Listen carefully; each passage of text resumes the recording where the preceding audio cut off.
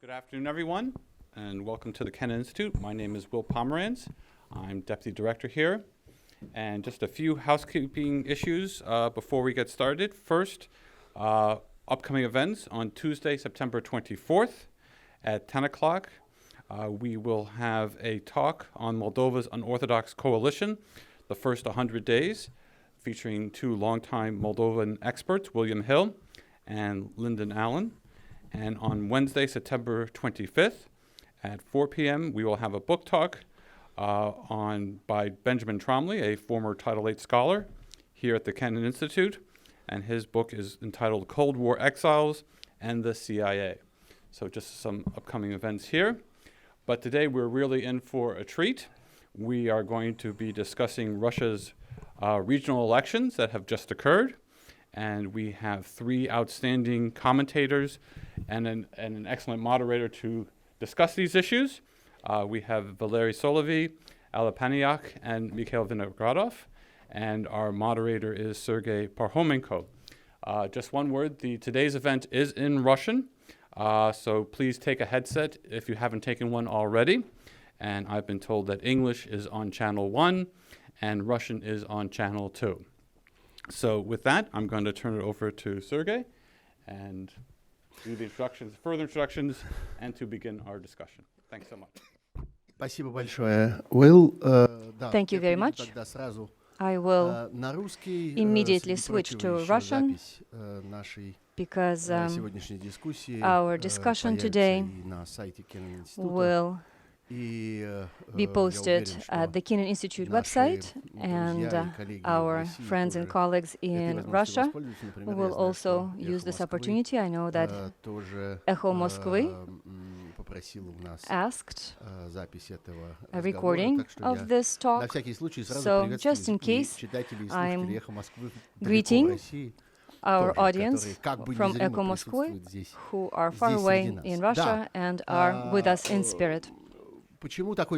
Why these particular participants in today's discussion? Why did we choose these people? We at the Institute of Kennan thought, who can we invite to discuss the results of the election season?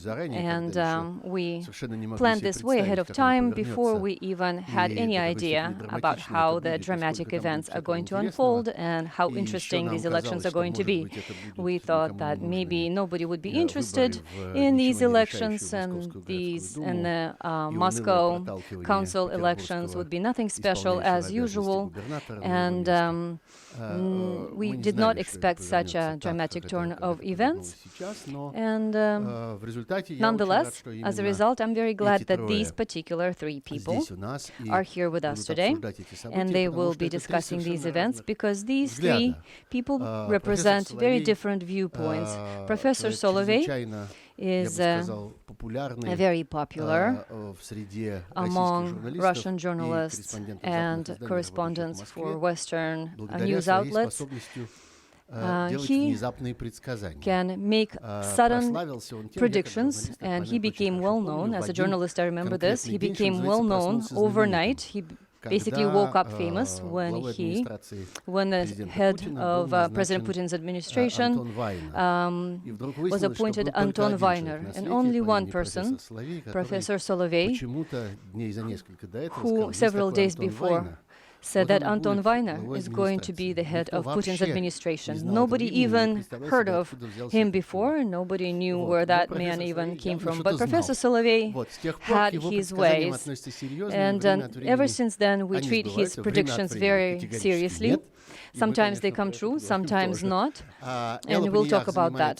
Paneyakh has been studying the various ways the Russian state puts pressure on people. She's a social scientist.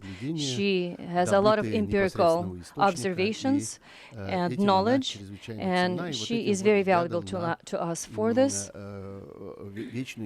And she has been studying the coercion of Russian state. And finally, Mikhail Vinogradov is one of the most quoted political analyst today, someone who really likes to analyze and sort everything out. So these three specific skills are very valuable and appropriate for us. One thing I want to note, this morning I visited a website that I love, George Washington University site, the Eurasia site. They have an internet magazine, Point and Counter.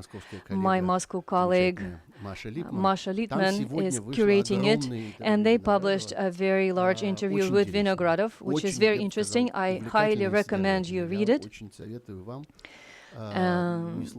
It's very easy to Google it and find it. Take a look at that interview. It is in English, unlike our today's discussion, and there's a lot of interesting detail there. And now maybe I'll go ahead and give a word to Ella.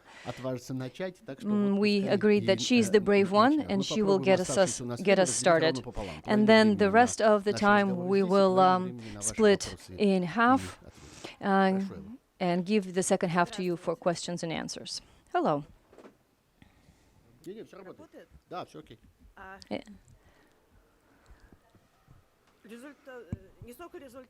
It's not so much the results, but the process of the latest elections in Russia was a big surprise for all branches of Russian government and for any outside observers, as far as I know. But in reality, this process was a result of several long-term processes that have been already underway for a while. One of these processes, and few people think about it, is the fact that Russian society, not the government, but society, is overcoming this anemic lethargy, which is natural for post-Soviet period. People have begun to be interested in ethics again. People are interested in and are developing new rules for interaction between themselves in the horizontal plane. In any informal community, including the community of, for example, those who collect various collectibles and people who are interested of policy, all of them are talking about ethics. Even Russian rappers, community of Russian rappers, are constantly discussing ethics and how we must relate to each other ethically. And the number of social connections, social networks in Russia over the past few years, that what we have been able to measure has increased by 1.5 to 2 times in 2012, 2015. And this process began not in 2012. In 2012, one of the social scientist team has only realized that this process needs to be monitored and measured. I believe this process began in the middle of 2000s. Russia has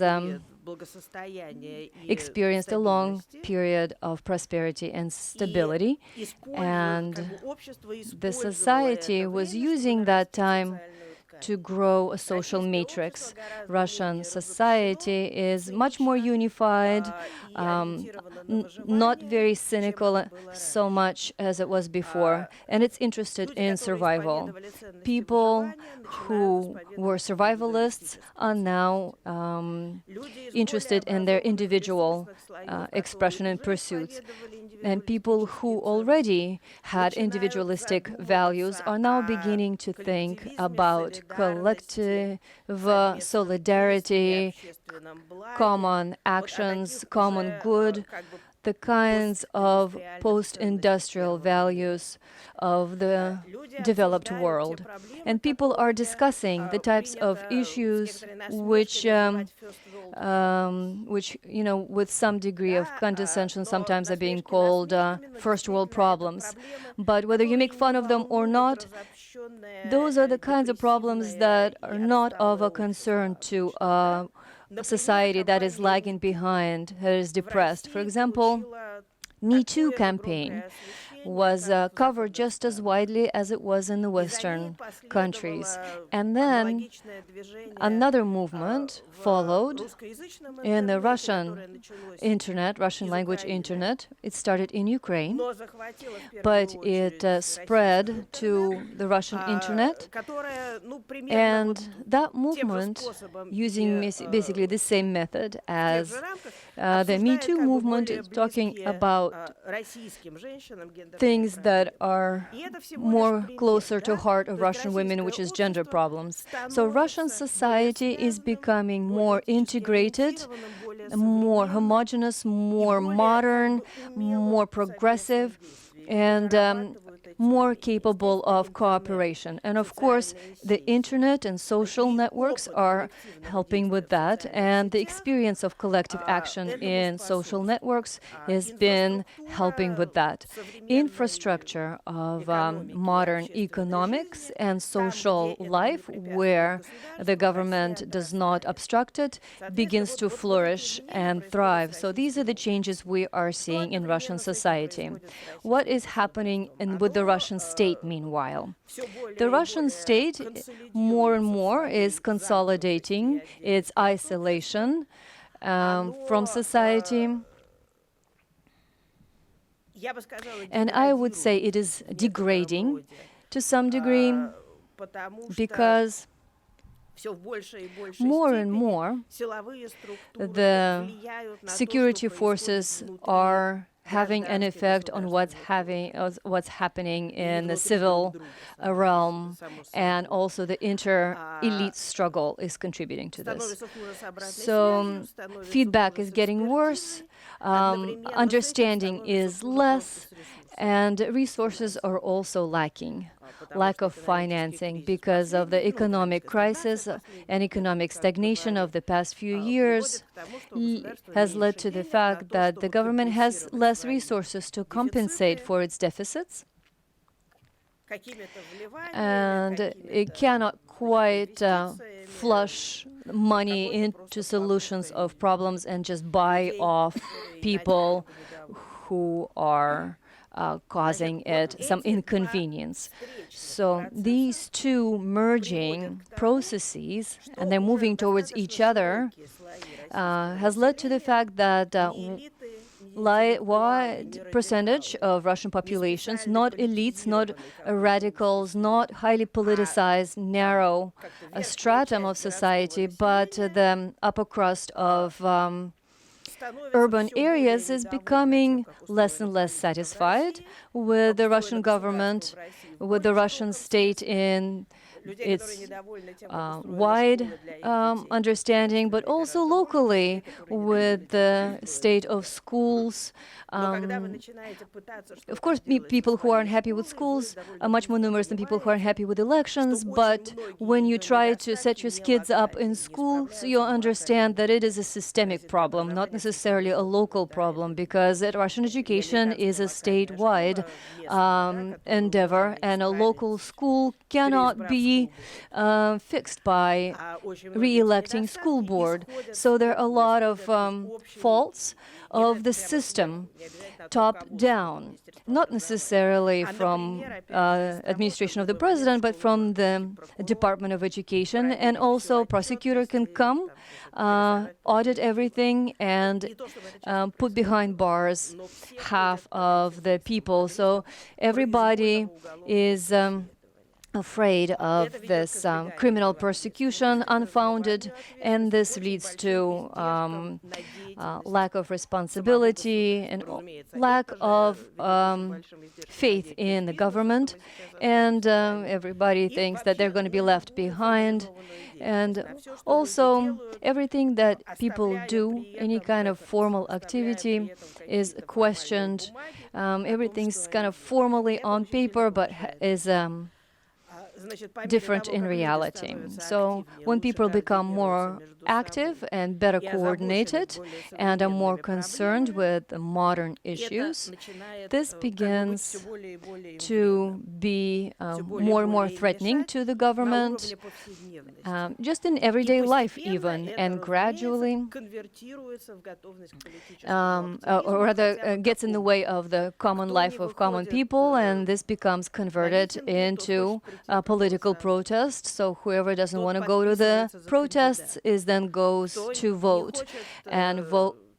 If you don't want to vote for a certain candidate, you will donate $100 or 100 rubles or whatever to some free press organization that arrests people.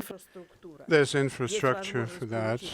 There's every opportunity to obtain information on the internet if you have the slightest interest. And of course, you can transfer that small amount of money, and there's an understanding now that that's another political action you're taking, another way of expressing your opinion and raise your voice. When a lot of people make sacrifices or donate for a cause, then the society starts looking at a particular cause as a common cause of concern to a lot of people. That understanding didn't exist before in Russian society, but it's being more focused and engulfing everybody. Not everybody, but it's becoming more massive. If we're talking about the discontent among the educated city layers, then we have to understand that the younger Russians, almost 50% of them have higher education, and Russia is a city country. 3/4 of the population live in the cities and towns, and that's the core of the population. Not just marginal groups, more advanced than some, or more radicalized than other groups of the population. At these elections, all of that came to the fore. All of a sudden, it manifested itself in a very conspicuous way. For example, those rules of putting yourself forward, or putting someone as a candidate, they were very reliable and preventing opposition from promoting their own candidates. All of a sudden, those rules have been thrown by the wayside. So the ability of people to mobilize and coordinate have turned to be enough to get the number of signatures required, following the complicated, complex rules that are in existence, and demand that when those signatures started to be disqualified illegally, the people who had affixed their signatures had learned about that. There was enough coordination to do that again, and those people turned out in person in the election commissions to confirm that they had, in fact, affixed their signatures on those documents. They were not falsified. When the commissions and the courts didn't heed those statements, a lot of people came out in the streets. Again, the ability to coordinate themselves and stay together helped people to demonstrate all of that. The capability to coordinate really has grown so much, and folks' readiness to do that. There's something that really strikes the eye. A movement that suddenly becomes organized. Ella, let me take an opportunity to interrupt you. I've practically spoken my piece, and that's fine. Let's just stop here, perhaps just interrupt your speech. There'll be more opportunities to ask questions, Ella. And I just thought that I was remiss in not mentioning the formal affiliations of our guests. Ella is a researcher at the Higher School of Economics, so the Petersburg affiliate, which is becoming increasingly important recently because they've managed to distance themselves from the government more than the Moscow affiliate. Professor Solovey, a few weeks ago, I would have said that he is a professor of MGIMO, the Institute of International Relations, but now he has stopped being a professor at that institute, and I mean, that he usually speaks publicly. I don't know how to say this, but Professor Solovey, and I'm just using my French here. Please, the floor is yours. Thank you very much for the introduction, Sergey. Dear friends, I'm really happy to be able to see you. I thank the Kennan Institute to provide that opportunity. I'm unemployed currently, luckily, and hopefully I'll continue to be in the state of unemployment, just an intellectual who can produce free thoughts. As far as elections are concerned, they look quite paradoxical. Both government and the opposition could be content with the results. The government has preserved the political control. All the governors' elections were completed in the first round, and the opposition could be quite happy with that because they actually inflicted a loss, and quite an obvious loss in the capital of the country, not in the Khabarovsk region. Of course, the Liberal Democratic Party came out with flying colors in Khabarovsk, but I'm stressing the capital of the country. But the price that the government has had to pay is too high. I'm not going to say the trite thing that it was a Pyrrhic victory, but it was very much like one. Even by Russian standards, the falsification was just huge, unimaginable. I have verified information concerning one of the regions in central Russia. The amount of falsification went up to 200%. All the strong candidates were kept away from election, both in St. Petersburg and in Moscow, where those stories turned out to be even more scandalous. So the opposition could feel proud because the victory in Moscow is not just a political gain, but more of a moral and symbolic victory due to the specifics of the Russian cultural space and the informational space. A victory at the Russian capital carries more importance and significance for Russia because Moscow is perceived as something that's far advanced than the rest of the country is moving ahead. As the hero of the Graham Greene novel said, you don't have to deal in the past. Let's talk about future. And to my mind, the future has the most promise and is of most interest. All the factors that demonstrate crisis in Russia and has demonstrated in Russia most recently have intensified. What are they? The economic downfall, the decrease of the profits of the population, and of course there's been a revolution of the mass consciousness, and that's profound. The relation to Putin, it's the fatigue, the Putin fatigue, and the mass feeling of a deadlock, a desire for a change which is comparable to the desire for change at the time that the Soviet Union collapsed. I mean, this has never happened since that time, over the 28 years, and the readiness to sacrifice for that change. Of course, not all of the population, but a very conspicuous portion of the population. Of course, the quick disintegration of Putin's majority, the depth of the people as a result of the pension reform. It's important to understand that that revolution of self-consciousness has manifested itself in a readiness to participate in political protest. Readiness to participate in political protest. I emphasize in political protest. This has gone up to 27% of the population. It was the same back in February of 2012, the same parameter. Sergei, we clearly remember that, and the number of protests keep growing in Russia. But to my mind, what's of more importance is what's going on in the Russian elite and the highest ranks of the government. Is the total crisis of management, starting at the presidential level, going down to the municipalities. The growth of more tensions inside the elite. What kind of tensions? The fight between the hawks and the pragmatists? Not the liberals. There are no liberals there. There are hawks and there are pragmatists.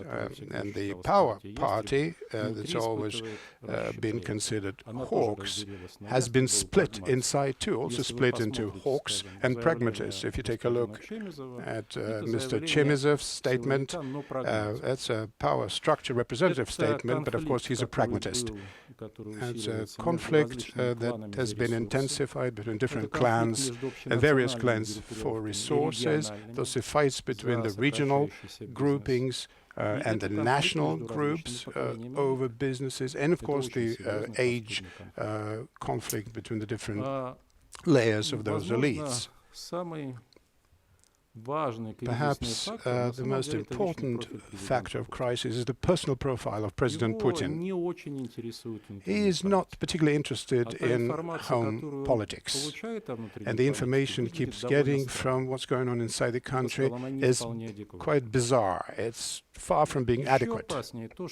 Even more dangerous, the predominant influence over Putin has been exerted by the leaders of the power party that are called mad or crazy leaders. They really demand more control over the Russian society. The influence of the pragmatists or the political bloc around the president is insignificant. President Putin, according to his words, is working as a slave on the gallery, is very tired both mentally and physically, and this has been impacting his perception of the situation, the quality of the decision he's been making. The risks are on the rise, the risks of errors and dangerous decisions on the rise. And the last thing that really comes out of all this is the self-perception of the elite,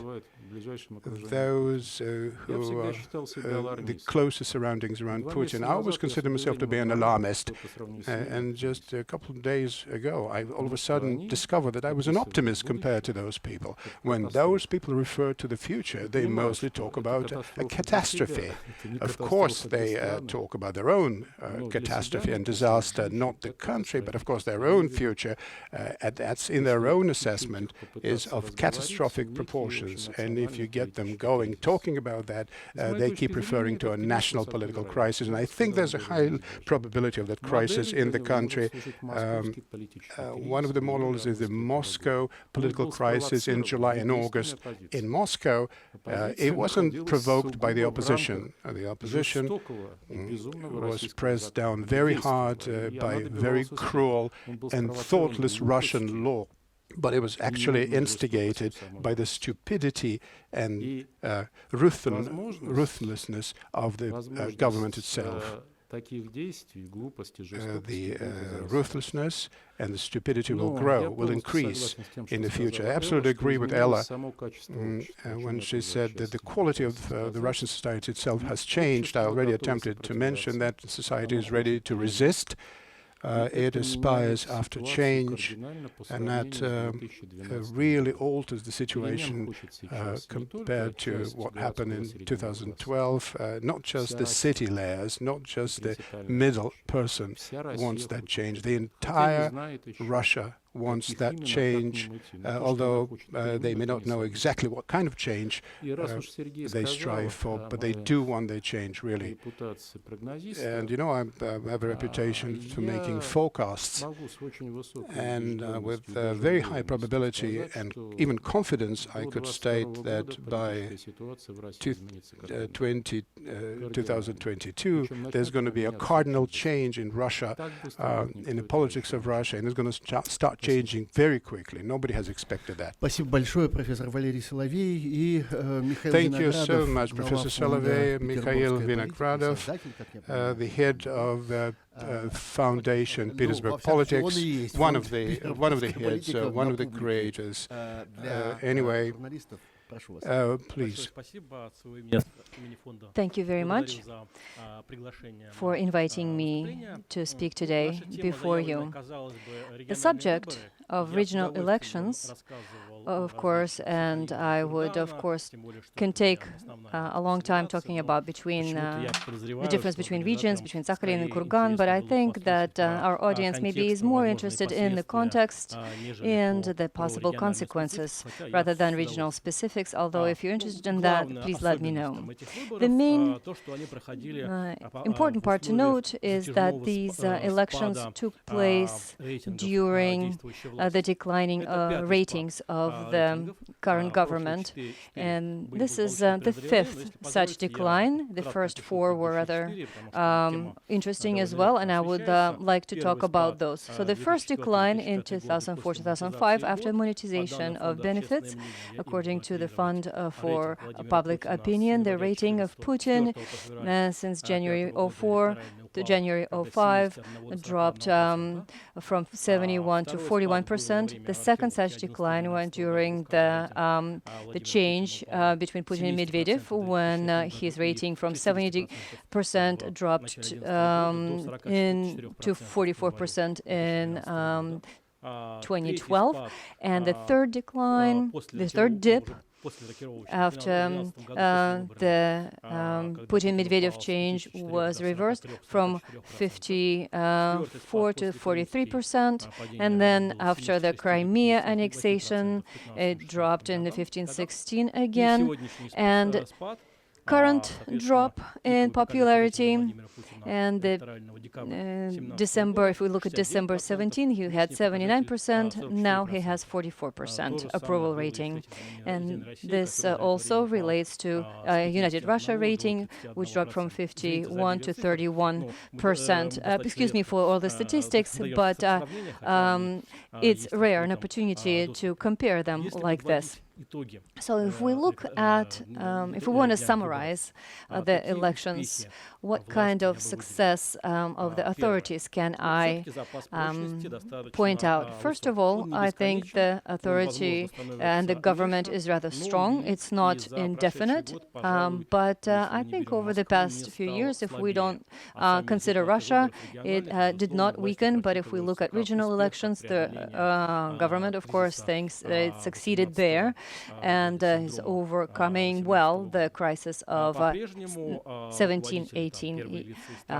And if you look at the elites, the corporational structures, and they can still preserve the vacuum, that margin between the current political agenda and their own position, and promoting their own position. When the rector of Russian University, Sadovnichiy, makes a very balanced statement about students, and he's asked about Zhukov. He says that he's not my student, I don't know anything about it. So there are many examples like that when the elites are not commenting on the events of the past August, and not commenting on the crackdown, and not taking any kind of political responsibility. And this buffer, of course, is giving the authorities opportunity for maneuver if they want to manipulate.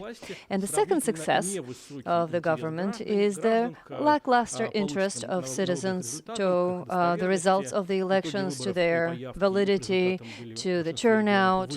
The turnout in the regions was higher than was forecast, but in St. Petersburg, we still, maybe besides Ulan-Ude, we did not see any major contestation of the results of the elections. We did not see the case of Abkhazia in Russia. In Abkhazia right now, the elections are being contested.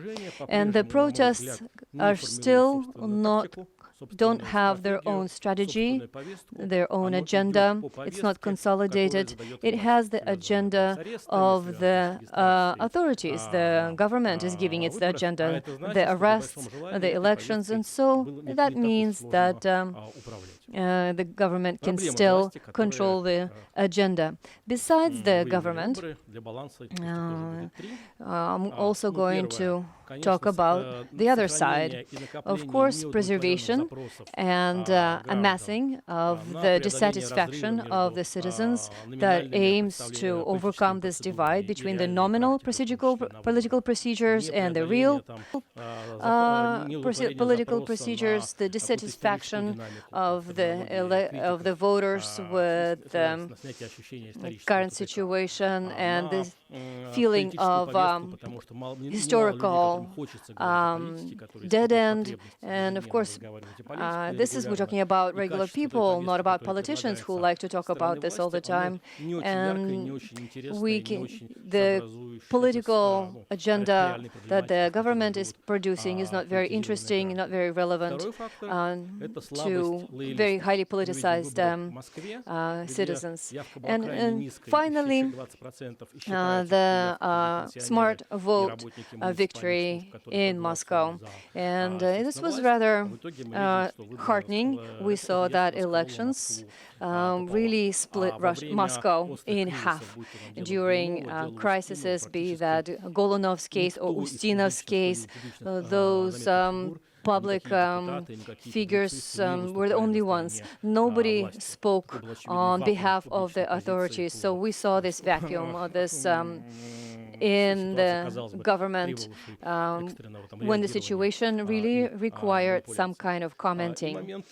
And if we look at the loyalists, they did not, over the past few years,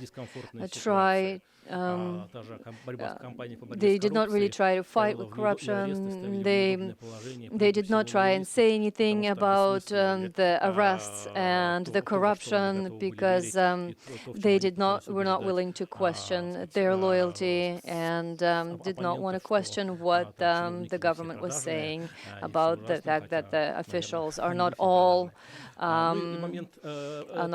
bad, even though they all are.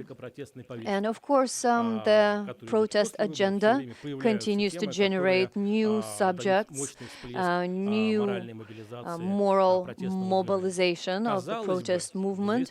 And it seems that we need to do this. This is what's necessary. That it's logical right now to stimulate these processes so that by 2021, this protest would die off. Again, the feeling of dead end would arise, and we are strong, powerful Russia. But I don't see this happening because still we see sudden mobilizing activities rise in unification, and moral mobilization is much easier to do because it's easier to make a morally correct choice. And we see this activity in Moscow in regards to Ustinov's case and other cases that are happening. So this negative agenda is the problem of 2019 and several various other occurrences and instances that the authorities could not quite control and protect itself from. So thanks for giving me this opportunity to share. Thank you to our speakers for keeping their presentations short, and you can see the difference between Russian social and political scientists, between the difference between pessimists and optimists. Pessimist says it's so bad, it couldn't be worse, but optimist says, oh, no, it could get worse. It could get worse, says the optimist. And before I move to question and answer part, I would like to take my prerogative and ask my first question to Ella. As we can see, lately, the protest movement and has not yet reached protest movement has become this sort of corporate in nature, something we have not seen in 2012. We did not see it this summer either. We did not see this kind of professional segregation. Here we have veterinarians protesting, here we have doctors protesting, and here we have notaries protesting. And it was interesting to see this kind of segregation by category. And now we have the letters, the signed letters, protest letters. We have letters from teachers, a letter from actors, a letter from doctors, a letter from church officials, so from publishers, children's books, publishers, editors, web developers. Every category of professional seems to have something to say. So I have two questions connected with this. Going back to your field of study, you know that the government can coerce based on a corporate category. It can coerce each professional group and category in Russia. It can get a grip on it and start to squeeze and control. What do you see is happening here? And the second question is, can we start to think that this is a step towards labor unions? Maybe it is some kind of precursor to pre-corporate unification. And there's this kind of corporate letter that from the teachers tomorrow maybe can become a labor union for teachers, some kind of organization of teachers. And what do you think of that? There are two stories here. The society became much more unified and the solidarity has increased. And if before the protests mostly stemmed from politically radicalized minority, and sometimes it crossed professional borders, sometimes not, but it was more important to disagree. But now this discontent is permeated through various levels of society, including professional groups. And people begin to feel this kind of solidarity, professional solidarity, and people begin to unify according to their interests and based on who they are. And this feminist subject is of the same category. People unify with those who share their views, beliefs, and concerns. And professional groups, of course, consolidate the same. And this is the result of the fact that we have more solidarity. And I can guess that not every American intellectual can really see something good in this kind of consolidation of professional categories and interests. But in Russia, this is the next phase. After people are just beginning to become interested in themselves and their family, and their social circle was just their relatives and colleagues. Now they're moving beyond that narrow circle. So we're seeing an expansion of interests and an interest in the problems of others and an interest to common good. And so we see this progression, this evolution. On the other hand, the state is harming each professional group in a different way. So each professional group has its own list of complaints and grievances to the state and its own list of things that it wants changed. Russian doctors, for example, are criminally persecuted when they write certain amounts of painkillers to their patients. Every time a doctor writes painkillers, since it's a controlled substance, the doctor is vulnerable to criminal persecution. And Russian doctors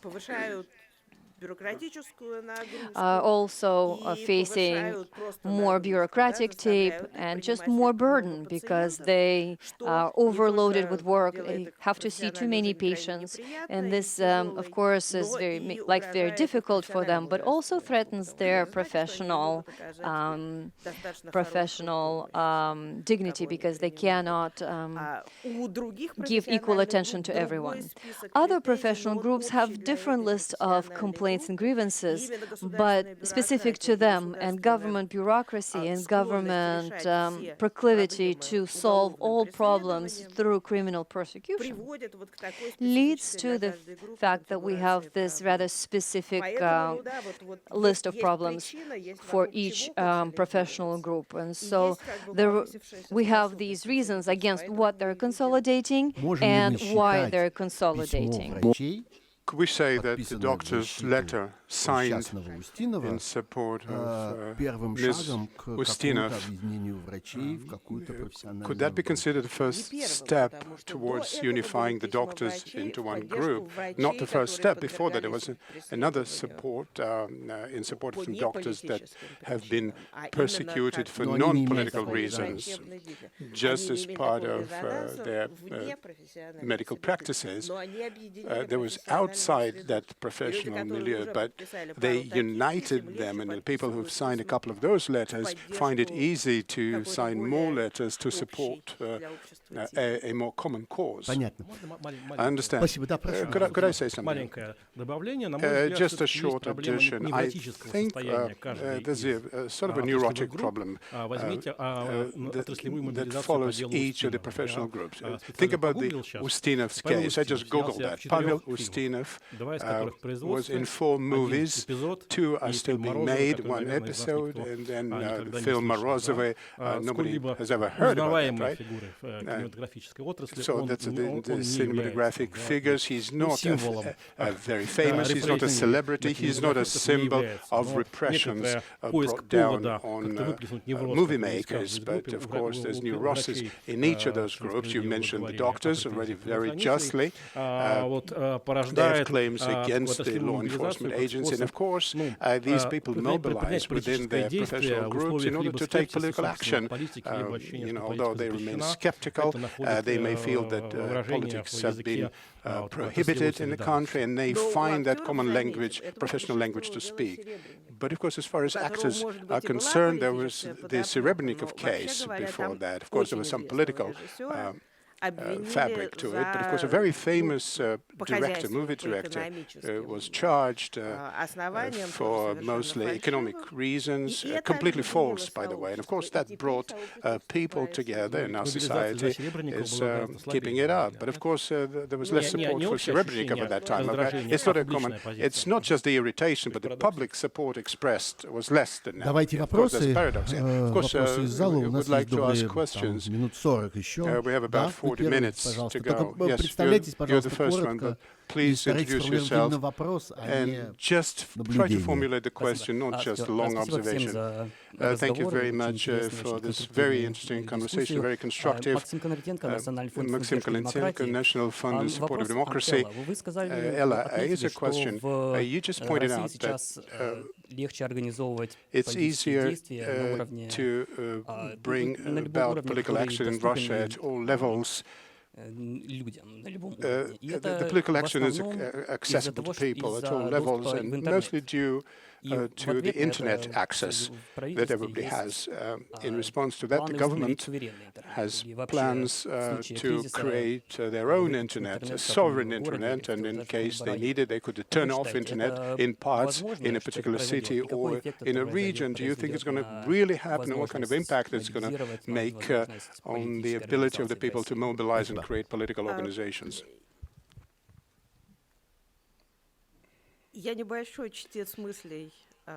I can't really read Putin's mind, and we've got a specialist to do that. And but I believe that that kind of folly is going to come about at some kind of regional or local level, because the amount of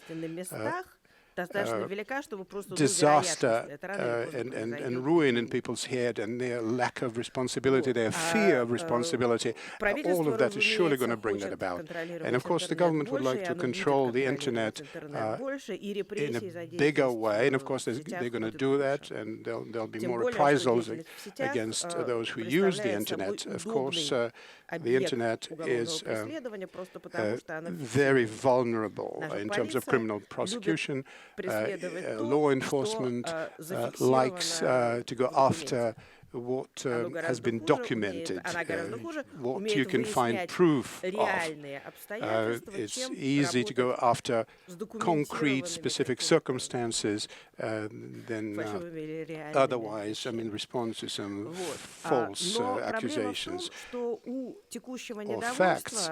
But the problem is that current discontent does not rely on a separate infrastructure. When you undermine the current protest infrastructure, what you do is undermine economic development in the country. You close down the internet, you're going to bear the consequences of that. You're going to be impacting the economic development. A lot of smaller enterprises, lots of transactions that would have used the internet otherwise.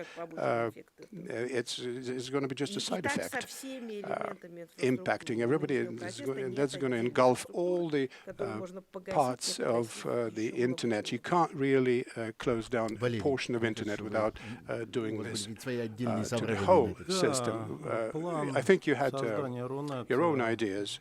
Yes, I think the plan to create RUNET, their own internet, at a separate system, started back in 2013, an autonomous system, and they believe that by 2021-22, it's going to be ready, technically speaking. I've talked to the right people. They have a discussion whether it's going to be technically valid as something that beats them. They could probably pull it off, but the price of the RUNET could be too high. That would create serious economic problems. But I absolutely concur with Ella. I know these people, and I absolutely have no doubt as soon as the political crisis starts unraveling in Moscow, Ekaterinburg, Chelyabinsk, they're going to turn off internet for a lot of people, and that's going to require that. And that's going to what we need to make the crisis outgrow itself and turn into the national crisis. And that kind of mistake, that kind of error is going to be made. They clearly fail to understand what they are dealing with. I know that some people can laugh at this, but they fail to understand what's going on. Let me just add one personal observation. Last August, I participated just as a plain visitor. Was at one of the rallies in Moscow, and a few times the internet turned out to be turned off. You just pick up your phone and there's no internet if you find yourself inside a certain area, close to a particular event. So you can't really get in touch with anyone, you can't use Facebook, you can't call using WhatsApp, nothing works. But the response to that was not just, wow, they turned it off, I'm not going to go again. So the response was, now that they turn off the internet, we need to find another technical solution to keep it running. They say something called fire chat. Some say they don't need internet. Oh, it's not working out. There's another messenger. There's another way. So basically, they bring it up to a technical level, so nobody gets confounded or discouraged. They keep thinking about ways of beating the system. And that's one of the important things that we need to keep in mind. So it's going to be pretty dicey for the government to step up to that level. So you're going to be competing with the Silicon Valley, and they try to block Telegram, and of course the Russian government typically loses. So the Silicon Valley is more up to it than Lubyanka. Please. Ilya Savelyev, Human Rights First. Ilya Я бы хотела Savelyev, задать такой вопрос. I would like В to последнее время, по крайней мере ask для меня, the мы видим following. очень необычный Lately, феномен вовлечения what церкви we've в seen политическую жизнь. Мы видим is the письмо involvement 40 of священников, the недавно church in the РПЦ political Москва life, the letter of обещала 40 priests. There's been more and more. The church administration has promised to get to the bottom of those facts and get all the proof and see what's going on with those criminal cases that have been opened due to the rallies in Moscow. So I would like to see your prognosis and forecasts with respect to the role that the church is going to play. I would like to start with Mikhail, if you don't mind. Here's a paradoxical comparison, if you don't mind. Thank you for the question. Church behavior and the Communist Party behavior. If there's a split between staying as part of the system, be part of the power coalition, at the same time hedge your risks. What I mean here, if there's a downfall of the government of some sort, you still keep afloat. You don't go as far down as the government. And so that's what the communists have been doing when they abstained from the vote offered by Navalny, and at the same time during one of the rallies of the Communist Party that looked like an alternative to the opposition. At the time, nothing was said about the protests in Moscow, but every communist stepping down from the podium would say, why aren't you mentioning reprisals? Oh, then Nastya Udaltsova will step up there, he'll speak about reprisals, so don't worry about that. So I think if you try to simplify this, the church has the same problem, and that's maneuvering between hedging their bets, their risks, and the feeling that the system is strong enough, you don't need to fall out. Ella. Russia is a secular country. The sociological surveys show that the majority of people talk about themselves as Orthodox believers, but really only 10% of the people end up in churches. So the Russian church is a kind of organization that's being torn between the necessity to handle the minority of the Orthodox believers and at the same time play the role of the dominant church in the country. As of course, that creates a certain tension inside the organization. At the same time, it means that that the orthodoxy does exist. It's alive, and there are all kinds of people in it, people of all kinds of views, and their discontent with respect to the formalities imposed by the government. It's always been there. It's always been discussed heatedly. You had to go to professional gatherings and meetings, and if you follow internet, you would have witnessed all of that. But again, the voice is coming through. The voice of the people who, I'm ashamed to say it, who really believe in God. Yeah, there are some people like that there too. There's a certain number of people still preserved, they're believers. Please. Ilya Levin, I used to work for the State Department of the United States. Here's my question. We've been getting news of Russian protests, and they indicated that very young people have participated, school children, students. Here's my question. To what extent does the protest come to the fore among those layers of the population? Today they're young people, tomorrow they're going to be adults.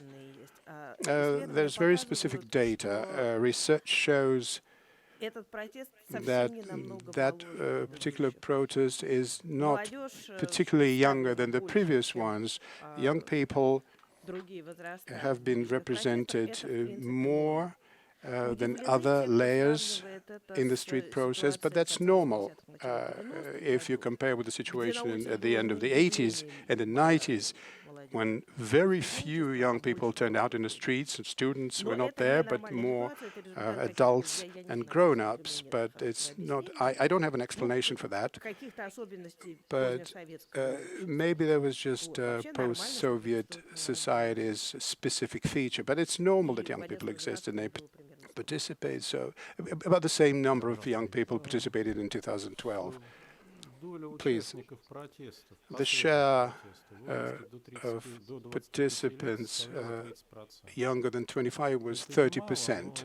That's nothing major. That's not a small number, but it's not critical. Mostly, the people who participate are from 25 to 40 years old.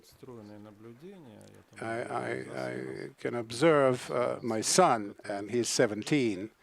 And he has participated in these things. Out of three classes in his school, about 67 people, 2 people attended the meetings. There was my son and another girl. So you're not going to say that it's on a massive scale. But what really has happened, and it's typical of not so much the school children, but more of students, and that's the second year, the third year, the fourth year, the interest in politics very frequently is rather primitive, not focused, but it's comparable to the interest I observed in 2011-2012 among the same people. So empirically speaking, it's a very important indicator for me. They're waking up to politics because I keep in touch with them all the time. And I think the fact that society is now paying attention to the youth participation in these protests is the result of the fact that the society is pondering the future. And the youth, and we defend our youth when we're pondering the future. And at some point, the youth people are being arrested. The state maybe had some kind of an idea, maybe to intimidate the new participants of the protest who were not yet part of the protest because they were too young in the past. But maybe it was the tactic of the police who don't like to arrest presentably looking, well-dressed adults who can afford an attorney. So these two factors gave the more prominence to these cases. Social scientists are talking about whether now this protest is younger than the protest of the 2012. Visually, we can see that it's becoming younger, but the observers have also become older by 5 or 6 years, and so our social scientists do not actually verify this theory, but it's kind of interesting to look at it because, of course, there's student participation is increased. I would like to add a small thought, because there's one factor that we must remember. The Russian state is trying to crank down on a protest overall, but separately, it's also cranking down on Navalny. There is a legend that is widespread in various security forces is writers and analysts around Russia today are spreading it that Navalny is using the youth, using basically high schoolers to recruit them. He spreads marijuana to them through his headquarters and whatnot. And so what Ella said rings true here, that police is really focused on the youth because they wanted to intimidate the Navalny's supporters. And that's why the people who were being arrested looked younger to us because they were targeting Navalny and whatever they imagined his supporters' age was. In the back, please, Masha Snegovaya. Hello. Thank you for your great presentations. I don't agree about the youth. We have just conducted a poll in major cities of Russia, and we noticed that my generation, 30-35, are not as concerned about political agenda. They have a mortgage and family, and that's normal. But younger people are much more active and much more engaged. In cities like Volgograd, we just noticed this. My question is the following. If we compare with the 2011, 2012 and the protests that were, and the people that participated then, what kind of differences do we see now from the sociological point of view? What are we seeing now that we didn't see in 2011, 2012? Look, there are actually more things in common than differences. And the various vulnerabilities of the protest movement are still there. They still don't have their own strategy. And the mobilization of the protest happens before they actually have any content or any kind of strategy. But there are changes. And the coalition of the Reds, starting over the different groups, starting with the older cohort of the population, who were much more active in 2011, 2012. As far as the youth, according to my theory, as far as the youth is concerned, we see that the state is losing its monopoly on patriotism. Is people of the older generation, 35, 45 plus, they still think of Russia as a provincial country, kind of lagging behind the West. The young people of Russia actually believe that Russia is a good country, successful, not on the periphery. Maybe is quite a European level capital. Moscow is a European level capital. And the youth don't really see it as a backward or country. They think of Russia as a regular, normal country, just like any other, and they travel abroad, they study abroad, and this issue wasn't quite as stark in 2011, 2012. The next challenge, if we look at the historical dynamics, in 2011, we saw this already happening. Then the society had this illusion that the Crimea rallied the society, and people started to feel that they're part of a large world processes, and the Crimean effect fell apart in 2017, but people still want to feel part of a greater history. It's like a drug now. People want their fix, and they are now maybe acting out more than they did in 2011. But if you look at Bolotny situation, if you look at protests in all the various major during the first Bolotny protests, the regional protests were almost as much, but now the people in the major cities of the regions really supported the protest. Compared to the 2012, we see the whole the whole foundation of the protest widened. If in 2012 the protest mostly was localized in big cities, now this protest is for the entire Russia, the Russia which was Putin's majority in the past. And this is a big change. If in 2012 the protest did not quite have such an anti-Putin nature, now it is an open hatred towards Putin. And he is now the enemy number one.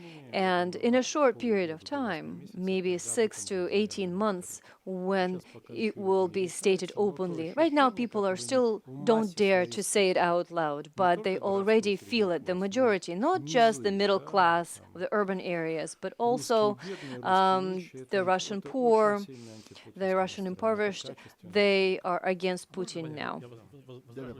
Can I actually object, if you allow? I believe that the protests of 2011 were more anti-Putin because they had a reason, because Putin came back and in a very creative way. Also, people didn't approve of that, but now there's less of that, partly because Putin is less perceived as a political player, but more as a symbol. And I was actually surprised. There's a newspaper, Komsomolskaya Pravda, which is a very loyal newspaper. It publishes jokes and humor. Sorry, it's hard to translate, but during the pension reform, there was a joke that Putin said he was against the pension reform. Yes, too bad that he doesn't really has any say in the Kremlin. So that was the joke. He is now become removed from the domestic policy, and his circle has consolidated, but I don't really see that various aspects of his biography or current activities being scrutinized or analyzed. Actually, less of that now than there was in the past. Yes, I see some disagreement. Ella, what do you have to say? Maybe I can reconcile everybody on this. All the changes in public opinion happen layer by layer. And as the more progressive layers of the population are more mature in their views, like Valeriy, they personify the situation a lot less for themselves.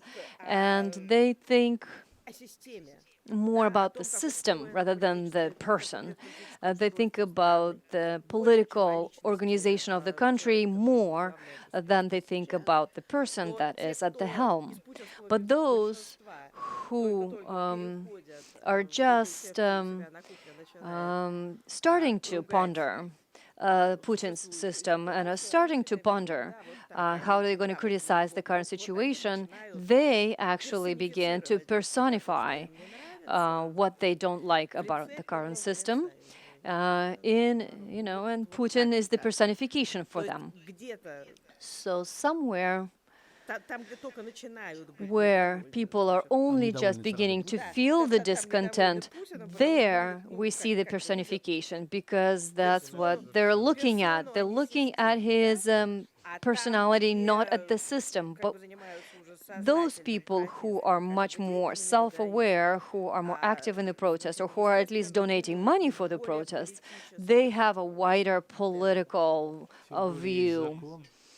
Besides, we have a law that prohibits to criticize the first person in the country, which kind of forces people to maybe work around that. I don't think anybody takes that seriously, at least those people who are criticizing him openly in the streets.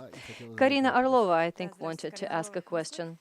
From Echo Moscow, thank you for your presentation. I would like to disagree with Valeriy Solovey because I was the person who participated in all the protests in 2011-2012, and we protested against Putin, and the protest was consolidated not because of the election, but on September 21st, when Putin announced his switch out with Medvedev. And so we hated Putin then, we still hate him, and in Moscow that hatred was particularly poignant. And we remember all those jokes and songs about Putin. We hated him, and we will continue to hate him forever. But my question is about his personality. Do you have any data? Do you have any rumors? Do people actually understand what happened with Ukraine? Because after Maidan, Poroshenko came to power, he replaced Yanukovych, he was just as much of a thief as Yanukovych was. But now you cannot hide the change in Ukraine. Russians didn't really know much about the Ukrainian protest unrest, and Zelensky has no relation to the Soviet Union. He's an outsider, and to the Soviet system and its legacy. Is there any kind of reflection among Russians that an outsider to the system can become a president of a modern country, not like Zelensky did, not like another successor of Putin, someone of his cohort, but someone completely new and young? You need to know social sciences to really speak to that. I have empirical observations. Only empirical observations can guide us. It would depend on the type of population that we're dealing with. Some types of population, like in Ukraine, their experience with the transfer of power has given them hope, and the Ukraine is a good example. As far as whether that's possible in Russia, I don't really have the feeling that people are thinking about that yet. Our neighbors have been successful with that, yes, but we need to maybe take a pause and think about it ourselves. So that's what I think. Today, I actually was correcting a poll. We did a poll on perception of political TV series, and we will be showing the most glaring examples of that. We'll publish the data. But transfer of power, of course, caused some interest, but there was no concentrated interest and attention towards Ukraine. The attention of viewers easily switches over to. But when the focus groups were asked about the Russian political talk shows, and somebody said something important, that we worry about everything, but we don't really look too deeply into these issues. So we take everything to heart, but we don't look too deeply into these issues. We have time for more questions. Yes, thank you. Thank you, Andrei Sarafonov from Food and Drug Administration. I cannot say from that I'm that organization, so this is my personal question. Valery, you said that we feel some changes in the air, that the day is near when they're actually going to start to happen and society will change. And I have a question. How is it going to change? Is it going to be another successor, maybe younger, like Karina said, maybe a former governor, or like maybe a small thaw after that, and then everything will go back to the way it was? Or will it be rather drastic changes towards democratization of society? So it was a very interesting question for me. That's even more interesting to answer. I can only repeat what I've said in the past many times. You can predict entering into a political crisis. We're being drawn into it. That's what I would say. The government is doing its best, pulling us, I would have said, by the hair. But I mean, you're not talking of the rope in the house of the hangman. But if the elite decides that it thinks that the crisis is inevitable, I have no doubt it's going to happen. On the other hand, the most large-scale type of crisis is not going to bring about anthropological change. The people are going to stay the same, and it's unclear what kind of social change is going to occur. We cannot predict what's going to be happening inside the crisis, in what ways the government will be modifying itself or changing. Most probably it's going to happen the way it has already happened in many, many countries of the world. Pressure from below and the desire of the elite. Some of them will want to stretch their hand towards the people. But the elite is incapable of consolidating themselves, even the power structure, even the FSB. Nobody's up there capable of consolidating. And at a critical moment, when they fail to manage the protest, and maybe we shouldn't exaggerate that, there's a protest in Moscow in order to take control. I'm talking of the August protest. They brought about the special forces from the European part of Russia and the Urals. There aren't so many troops like that in Russia. So at the time they realized they're not going to be capable anymore to subdue the process, they're going to stretch their hand to the people. But that's the classical scheme. But who's going to get the power, on what conditions? It's all obscure, unclear at this moment. We're entering uncertainty, and the only chance to reduce that uncertainty is to participate in the crisis. If you do participate, there's some way you might be able to influence the crisis. If you stay away, if you keep aloof, you're not going to do anything, so you can't predict the strategic consequences of that crisis. And one more very important thing. Russians don't want to have a military guy as the president of their country any longer. They're categorically against anyone wearing epaulets. Ella, is that true? Yes, there's research, there are surveys that demonstrate. No, but I've never heard that before. It's quite interesting. They suggested people choose the characters of popular movies. They're not saying it's Stirlitz. No, they're not saying Stirlitz. Stirlitz was a scout. He was an intelligence person. But they choose Professor Preobrazhensky, a scientist, a medic, and Catherine Katerina from Moscow does not believe in tears, a woman who carved her career in Moscow. And do you think that Preobrazhensky could be even more dangerous than Stirlitz, the spy? He doesn't like proletariat. But you have to see the movie, not read the book. We're going to get the people here confused even more. It's a myth, isn't it? Of course, people go by the movie, but there's a book in which that character is entirely different. Folks don't want to be people who stand up in arms and rebel. And the population is far from being ready to get out in the streets and use force. So when participants of peaceful protests got beaten up by the special troops, even when they were beaten, they never resorted to violence in return. And those who try to detain a certain number of people and accuse them of some kind of violence, I understand that the episodes of clear violence were two in number. One through a plastic glass at a policeman, and the second one allegedly through a trash bag towards the special forces who stood by, but it never got there. So the people really were in a very peaceful mood, but the repressive apparatus of the government is very strong, running very high, and there's a way of enhancing the level of reprisals and repressions in the country. But there's no, I'm not going to vouch that it's going to happen. We don't know what these people are going to do. Their corporate solidarity is very low. The officer's honor is not as high as to render them capable of carrying out all kinds of orders.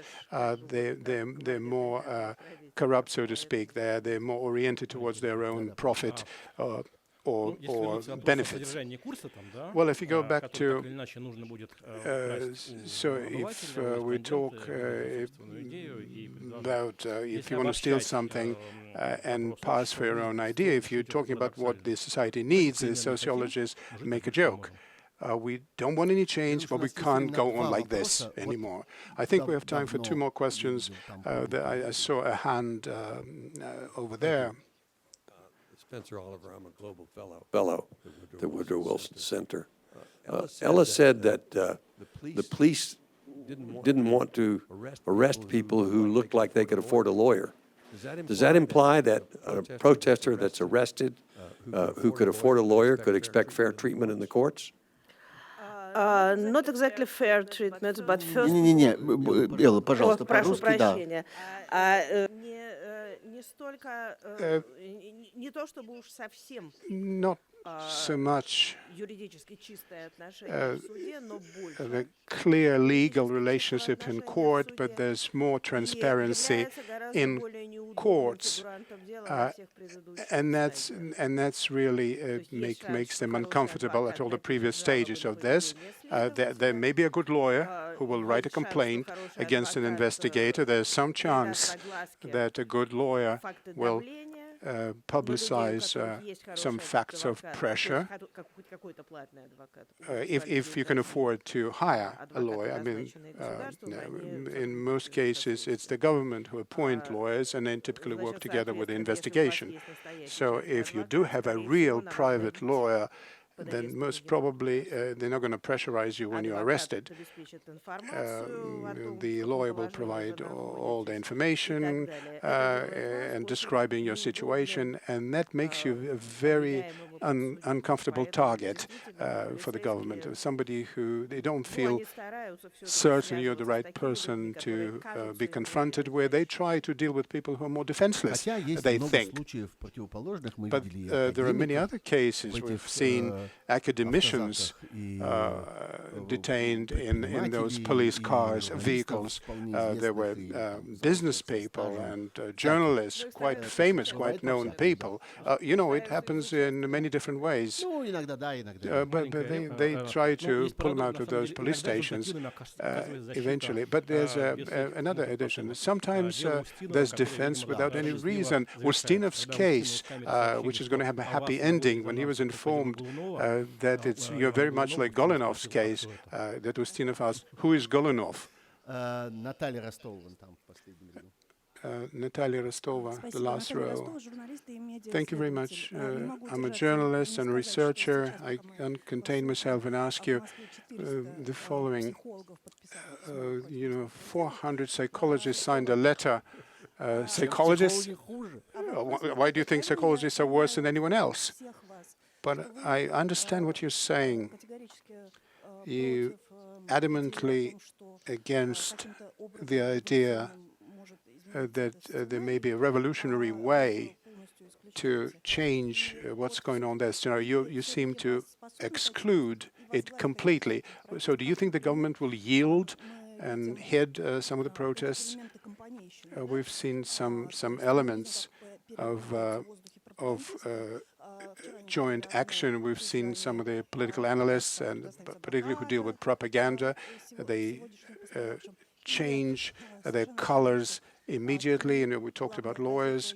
The three main newspapers, have not been able to come out without mentioning Golunov. So what do you think of that?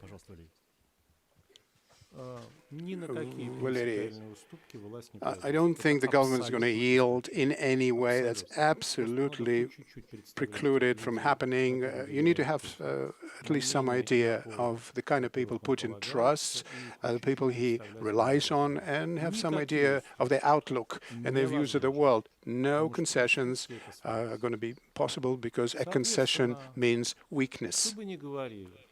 So no matter what they say, the president representatives in his administration, the way they can impact the situation is this small. It's just almost non-existent. So there may be a head-on collision, and the likelihood of a head-on collision is very high. The way it's going to be resolved, there's going to be a revolutionary spasm or some kind of collusion between a portion of the elite with society, something else. It's really hard to predict. Nobody knows an answer to that. It's going to be contingent on the tensions, on the type of the specific situation. But there's no negotiation, no compromise that the government's going to go to. Valeriy knows what's going to happen, so it's a little bit easier on him. But let me tell you this: there's been an accumulation, an experience of concessions. That's 2012, Golunov's case, what happened in St. in Petersburg. In most cases, when the government yielded, it has turned out to be effective, although not rational, but a collective experience of government response it hasn't been formed, and there's a stereotype that any concession is destruction of the country. Is still there, is still in place, but the real life shows that there's been some kind of practice and accumulation of concessions. God willing, I think the so-called government is less consolidated and united as it might seem on the surface. Some will be maneuvering, some will be making concessions, but the government is being dominated by power structures, and their repressive potential is fairly high, still high, and they're going to try to play their cards in the correct way. No weaknesses, no concessions, even when civic authorities are trying. Let's say a concession in Ekaterinburg never prevented them from instigated criminal procedures against the participants of those events. So nobody knows what it's going to be like. Let's live and see. Thank you very much. But Sentsov's release, wasn't that a concession? Savchenko's release, that was another concession. Have they turned out to be effective? More than some might claim. So there are certain ways of getting concessions out of the people wearing uniforms, maybe outside of the country in that context, but not inside the country. And of course, concession is only made to get back at you strategically sometime in the future. Thank you so much. We would like to finish at this, and I thank all the participants, everybody who is going to be watching us on the internet. Thank you so much. Mikhail Vinogradov, Paneyakh, and Valeriy Solovey have been guests of the Kennan Institute. Thank you very much.